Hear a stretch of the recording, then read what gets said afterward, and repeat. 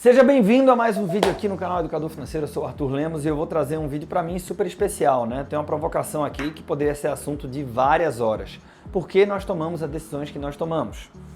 Por que que existe uma distância tão grande entre saber o que eu tenho que fazer e o que se passa na minha cabeça na hora de fazer essa coisa e o que efetivamente eu faço, né? Então isso aqui é pauta do grande guarda-chuva das finanças comportamentais, mas no final do dia eu não quero entrar na discussão de que a gente é previsivelmente irracional ou que a gente tem um padrão de comportamento de racionalização das decisões ou daquelas decisões que são parcialmente racionais ou irracionais ou aleatórias, como propõe na nova obra o Daniel Kahneman, na obra chamada o fenômeno de nudge passou para nós, enfim. Eu queria entrar mais num aspecto sociológico, né, que muitas vezes a gente esquece, mas ele interfere profundamente na nossa visão de mundo, e a nossa visão de mundo vai determinar também o que é que a gente acha que é prudente ou não, o que é que a gente entende como risco e recompensa quando o assunto é finanças, né? A gente sabe que ter tido acesso ou não à educação financeira muda a minha forma de enxergar as decisões financeiras. A economia na qual eu estou inserido também vai impactar minhas decisões financeiras, mas os aspectos sociais também. Inclusive, os aspectos sociais podem trazer uma pressão muito grande para que eu tome determinadas decisões de investimento, de consumo, de uso de crédito, né? Então, como assim aspectos sociais? Coisas como, por exemplo, quem casa quer casa, né? A gente pensa que não, mas isso impactou demais a todos nós e de formas diferentes, gerações diferentes.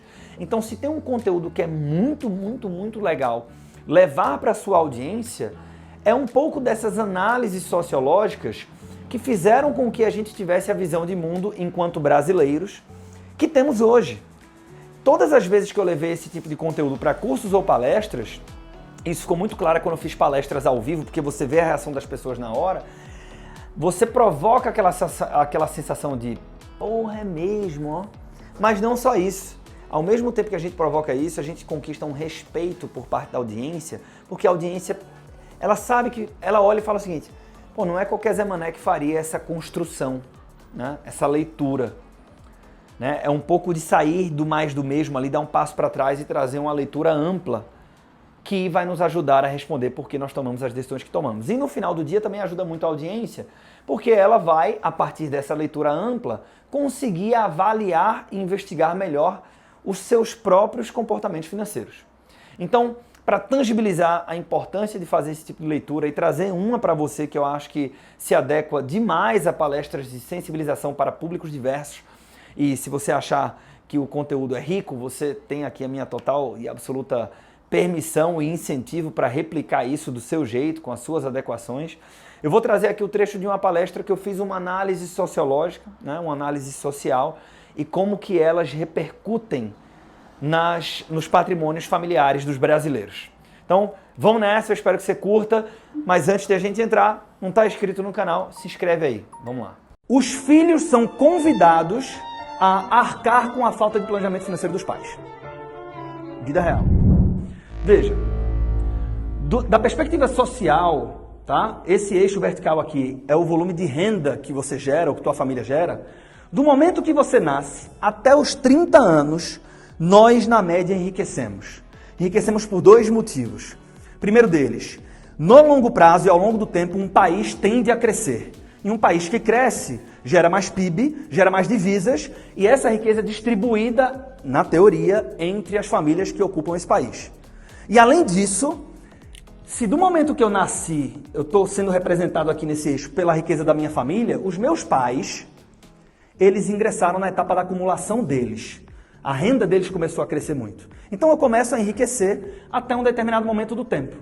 Aos 30 anos, na média, no Brasil, de acordo com o IBGE, a gente toma uma decisão que representa um processo de empobrecimento. É a primeira vez que efetivamente a gente empobrece na vida, de novo, na média. Qual é essa decisão? A gente casa. Quantos de vocês são casados aqui? Só para eu entender o perfil. Beleza, obrigado. Quem não é casado ainda? Pois parabéns, muito bem. A gente toma a decisão de casar, tá? E quando a gente faz isso, veja só que interessante. Quem casa quer... Começa uma sabatina ali, né? Ó, a gente vai casar, então a gente vai se mudar. E às vezes é delicado, às vezes não é delicado, mas vocês vão morar aonde? Vocês vão conseguir manter o padrão de vida, etc. Então perceba, quando eu caso, eu vou para uma casa menor, né? Principalmente se minha família era maior, não faz sentido eu para uma casa tão grande, mas eu vou no mesmo bairro, né? E o meu custo de vida está diretamente associado ao bairro que eu moro, né? Porque isso muda o preço do pão, muda o preço do corte de cabelo, de tudo. Então eu vou para o mesmo bairro, eu vou vestir a mesma moda, eu vou usar o mesmo carro, talvez, porque perceba, o jovem brasileiro, diferente do americano, que aos 18 anos sai de casa, a gente tem um padrão de consumo de altíssima qualidade. Porque, por nossa latinidade, os pais querem a gente próximo, então eu fico em casa até o dia que eu caso. Eu começo a gerar renda no mercado de trabalho, porque eu estou trabalhando até os 30, sendo que meu custo fixo é mínimo. No máximo eu faço algum tipo de contribuição em casa. Então eu usufruo desse padrão que os meus pais construíram depois de uma vida de trabalho, estou gerando renda, não tenho muito desembolso. O jovem brasileiro frequenta a academia que quer, o lazer que quer, viaja. A gente normalmente tem um padrão de consumo elevado, sendo que isso muda no casamento. Porque eu começo a assumir prestações fixas enormes. E as pessoas, sobre o ponto de vista social, não aceitam o processo de empobrecimento. Então eu me sinto pressionado a usar o mesmo carro, a mesma moda, a morar no mesmo bairro, assumo parcelas gritantes e aí, por isso que o começo, dentre outros motivos, de um casamento é super difícil, né? Normalmente aperta muito o orçamento. Sendo que, para nossa sorte, isso não dura para sempre, né? Então, a gente empobrece e depois de 3 ou 5 anos a gente começa a enriquecer de novo. Por quê? Porque eu e meu companheiro, eu e minha companheira, nós ingressamos nas nossas etapas individuais e profissionais de acumulação. Minha renda começa a crescer a um ponto que eu começo a resolver esse problema. Então eu vou enriquecendo até os 65 anos, quando aí sim a gente chega na aposentadoria, o termo popular aqui, e eu começo a empobrecer. Perceba que, por que o Modigliani dá o nome de desinvestimento? Essa configuração não era um problema até 10, 15 anos atrás. Por que ela não era um problema? Eu sei que qualquer planejamento financeiro, em um momento do tempo, vai ter o fim da vida. Eu não quero que isso aconteça, mas isso vai acontecer com todos nós. Eu sei que isso vai acontecer, mas eu meio que não me preparo para isso. É um quase que planejamento. Então, quando chega aos 65 anos, minha renda começa a cair, eu não consigo manter minha dignidade, manter meu padrão de vida, a qualidade de consumo que eu tinha. Então, eu começo a desinvestir. E, de novo, do ponto de vista social, as pessoas não aceitam o processo de empobrecimento. Então, isso acontece nas entrelinhas. Eu viro para minha companheira e falo assim, porra, meu amor, veja só. A gente tinha um monte de menino aqui em casa, todos casaram, todos foram para fora, agora tem 3 quartos, 4 quartos. Por que a gente não vende esse apartamento grande e vai para um apartamento bem pequeno? Só nós dois, não precisa. Tem um problema financeiro aqui que está sendo omitido. Se não houvesse, eu ficava num apartamento mais espaçoso, pegava uma porra de um quarto, fazia uma brinquedoteca para os netos e por aí vai. Sendo que aí eu começo a usar justificativas. E a gente aceita essas justificativas, tá? Então, você começa... Pô, para que eu preciso de um carro importado desse? Eu posso ter um carro popular, eu não viajo mais. É só aqui no bairro. Tem um problema oculto aqui. Se não houvesse, eu teria... Aqui nessa etapa da minha vida, um carro mais espaçoso, confortável, em Recife, blindado, se possível. Não é isso? E aí eu vou desinvestindo, e estes desinvestimentos eram suficientes para financiar a minha falta de planejamento financeiro até o término da minha vida, quando a gente vivia até os 75 anos. Hoje, a nossa expectativa de vida é até os 90. Então, essa falta de planejamento, ela não é mais... suportada pelos desinvestimentos. E o que é que acaba acontecendo? Talvez a gente tenha vários casos aqui. Os filhos são convidados a arcar com a falta de planejamento financeiro dos pais. Vida real. Então, o que é que... E isso é nas entrelinhas também, tá? Poxa, mãe, veja que massa, a gente conseguiu tirar com milhas uma passagem para você. Vamos com a gente de férias, é bom que você cuida dos netos, né? Cuida dos meninos. Eita, eu consegui incluir você no plano de saúde, tal. E a gente vai, os filhos são convidados.